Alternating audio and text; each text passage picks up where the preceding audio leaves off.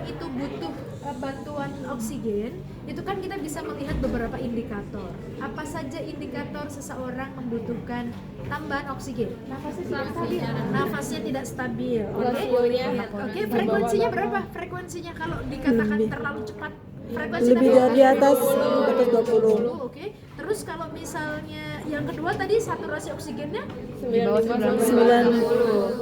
gimana berapa? Beda-beda sih. Iya, yang bagus itu saturasi oksigen yang bagus berapa sih? 96 sampai 100 sih kan. Tapi kalau yang nggak bagus Di bawah 90. di bawah 95 ya kan, nggak bagus ya. Kalau di bawah 90 lebih nggak bagus lagi ya. Apalagi di bawah 50. Waduh. Ya. Oke. Nah, jadi bisa dilihat dari indikator fisik ya kan, teman-teman bisa ngelihat jumlah frekuensi nafas, bisa lihat pucet apa enggak, ya kan, lemes apa enggak, itu juga bisa kelihatan. Terus cek saturasi oksigennya. Terus yang terakhir adalah cek kadar apa? AGD. Betul ya. Jadi karena bisa jadi kalau sudah di bawah 90 pas cek saturasi oksigen, kita perlu cek AGD karena itu bisa jadi penyebabnya macam-macam, termasuk bisa jadi kekurangan CO2 ataupun kelebihan CO2. Tadi Ibu juga sudah bahas di video. Emang orang butuh CO2? Butuh. Emang buat apa CO2? Buat asam Keseimbangan asam basa. Kalau CO2-nya berlebihan, apa yang terjadi dengan darah kita? Asam apa basa? Asam namanya apa? Asidosis. Ya, kalau basa? Asidosis. Emang pH normal berapa? 7. Kalau di bawah 7? Asam. Di atas 7? Basa. Ya, berarti kalau seseorang kelebihan CO2, dia berarti pH-nya di atas 7 atau di bawah 7? Di bawah. Atas sama bawah? Di atas. Di bawah dong. Kan asam. Kan jadi asam. Iya. Kalau asam kan di bawah 7. Ya kan, kalau di atas 7 lah basah. Oke? Nah, apa yang terjadi kalau seseorang darahnya terlalu asam? Tersumbat. Waduh, apa yang tersumbat ayo? Nah, tadi Ibu sudah bahas tuh. Kalau terlalu asam apa yang terjadi? Kalau terlalu basah apa yang terjadi? Terlalu basah Kalau terlalu basah akan vasodilatasi. kalau vasodilatasi itu melebar atau menyempit? Menyempit.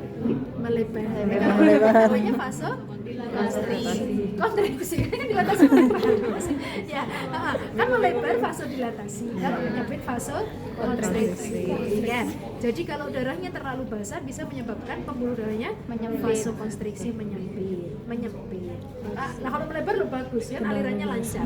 Kalau menyempit akibatnya aliran oksigen jadi terhambat. Akibatnya sampai ke organ targetnya lebih lambat. Makanya biasanya misalnya ke organ otak jadi berkurang, makanya pusing-pusing ya kan. Terus bentar lagi bingung, pingsan ya kan. Nah, terus kalau misalnya terlalu asam, apa yang terjadi? Nafasnya jadi cepat. Kenapa bisa begitu? Karena mekanisme buat mengeluarkan CO2. Oke, betul. Kenapa begitu? Karena di dalam darah kita oksigennya ya banyak CO2 dan juga oksigen di dalam darah sulit dikeluarkan ke jaringan. Jadi kayak sulit didistribusikan ya. Oke. Jadi itu tentang sejarah CO2 dan PCO2. Artinya kalau di tubuh kita kadar CO2 dan PCO2-nya tidak balance, itu juga nggak aman. Jadi kita tetap butuh CO2. Buktinya apa? Yang keluar. Loh, berarti nggak butuh kok dikeluarkan. Kenapa? Kan kita masih menahan PCO2 di dalam badan kita.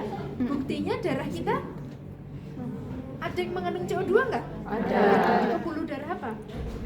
Vena. Ya kan? Kita mesti punya arteri dan vena. Lalu di vena lah isinya CO2. Nggak dikeluarin semua biar darah kita bersih gitu, nggak gitu. Karena memang kita butuh CO2. Ya, dalam hidup ini kita butuh keseimbangan, ya kan? Oke, itu tentang CO2 dan PCO2. Sudah selesai. Nah, sekarang tadi kan teman-teman udah lihat. Jadi aku tinggal nanya-nanya nih. Ini namanya apa? Nasal. Iya. Dia dibutuhkan pada pasien dengan saturasi oksigen berapa? 91 sampai 95. Ya. Jadi ini segitu saturasi oksigennya. Terus tekanan oksigen, tekanan itu kecepatan yang bisa diberikan ini maksimal berapa? 2 sampai 6. Dia bisanya 2 sampai 6 liter per menit. Ibu udah cerita di video itu kenapa dia nggak boleh terlalu tinggi tekanannya. Karena nanti bisa menyebabkan bibirnya kering. Ya, bisa menyebabkan hidungnya kering ya. Kalau bibir kering itu lain. Oh iya. Ya, apalagi kantong kering itu lain. Ya. Nah, ini kan langsung nempel ke sini loh, Dek. Kalau tekanannya terlalu tinggi, bush, itu kan udara itu kering, oksigen itu kering. Jadi bisa melukai kan. Bisa luka, bahkan bisa mengalami mimisan. Mimisan bahasa ilmiahnya apa? Epistaxis, ya kan? Bisa epistaxis atau pecah pembuluh darah kecil, ya. Nah, jadi apa namanya ini nasal kanul? Berapa oksigen yang bisa diterima pasien? Kalau 2 sampai 6 tekanannya. Tekanan tuh berapa banyak yang dialirkan? Yang diterima sama pasien oksigennya berapa persen? Iya, 24 sampai 40%. Kenapa sedikit? Ya karena alirannya rendah. Ya kan, jadi yang ngalir ke sana sedikit. Oke? Ini nasal kanul ya. Oke, jadi apa namanya bisa resikonya ya tadi kering, bisa sinus, bisa sinusitis ya kalau terlalu sering karena ada tekanan yang banyak. Terus habis itu bisa epistaxis. Oke? Kakaknya nasal kanul, ini namanya apa ini? Simple Mask. Ya, tadi CPS ya. Simple mask atau masker sederhana. Ini biasanya dipakai buat apa?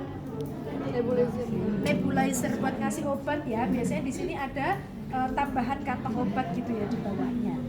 Kalau kita menggunakan nebulizer, berapa tekanan yang bisa digunakan? 5 sampai 5 sampai 10 liter per menit. Kenapa dia bisa tekanannya lebih besar?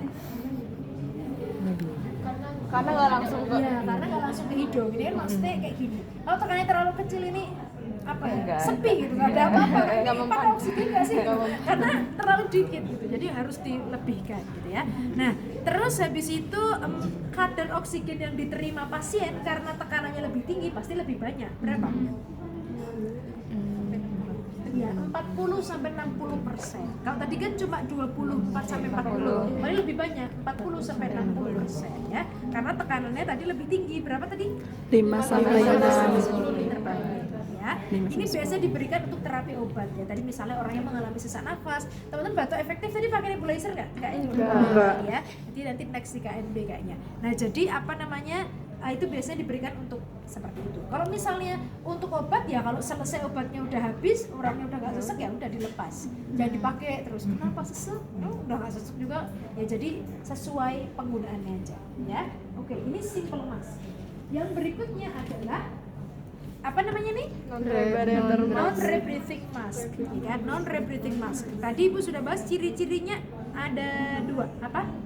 Yang pertama, ya ada katupnya ada berapa? 3. Ya, lihat di sini ada katupnya. Ini yang paling membedakan katup yang ini ya. Kalau yang ini mah misalnya lepas-lepas juga masih oke. Yang paling penting yang ini ya. Nah, terus ciri-ciri yang kedua ada kantongnya. Kan? Ya, jadi ini non-rebreathing mask, ciri-cirinya ada katup yang ini. Kenapa disebut non-rebreathing mask? akhir apa sih akhir Kenapa? napas akhirnya Napasnya nggak berulang. Oh, CO2-nya karena ya CO2-nya dibuang.